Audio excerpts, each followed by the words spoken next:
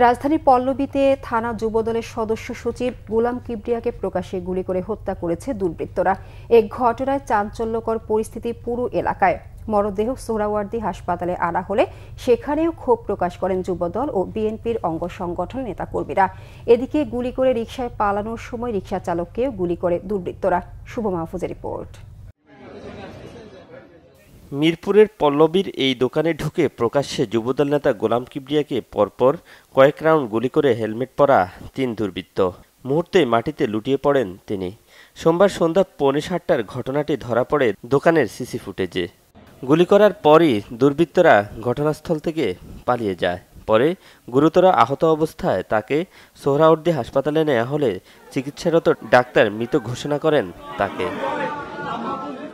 খবর পেয়ে হাসপাতালে ভিড় করেন যুবদল ও বিএনপির অঙ্গ সংগঠনের নেতাকর্মীরা। তাদের দাবি, রাজনৈতিক দ্বন্দ্বে এমন হত্যাকাণ্ড।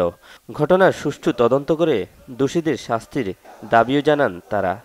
উনি ভালো মানুষ ছিল, উনি তো কোনো জায়গায় চাঁদাবাজি কোনো কিছুতে না, উনি ভালো লোক। আমাদের বলছে যে তোমরা কোনো জায়গায় যাও না, তোমরা সুস্থভাবে থাকো। আমরা এটার বিচার চাই ভাই, আমরা এটার বিচার চাই ভাই।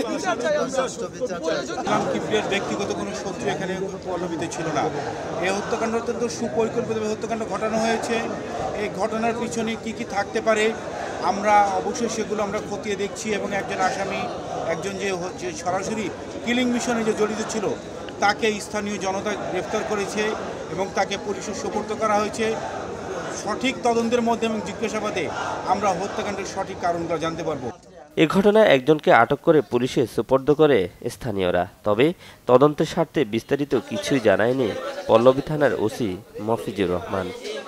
একজনকে গ্রেফতার করি আমরা, ওরে নিয়ে বাকি অন্যান্য ওর সাথে কারা কারা জড়িত ছিল ওকে নিয়ে ওটা নিয়ে আমরা কাজ করছি। আমরা তদন্ত আমরা শেষ করে তো আমরা ইয়া পাইলে আপনাদেরকে জানাবো। না না, এখন পর্যন্ত মামলা না, আমরা যোগাযোগ করছি, ভিকটিমের আত্মীয় স্বজনের সাথে যোগাযোগ করতেছি। আমরা ওনারা ওই ইয়া নিয়ে ব্যস্ত, আমরা চেষ্টা করতেছি ওনাদের সাথে খুব তাড়াতাড়ি। এদিকে দোষীদের দ্রুত বিচারের দাবিতে রাতে বিক্ষোভ মিছিল করেছে পল্লবী থানা যুবদল। শুভ মাহফুজ, বাংলা ভিশন, ঢাকা।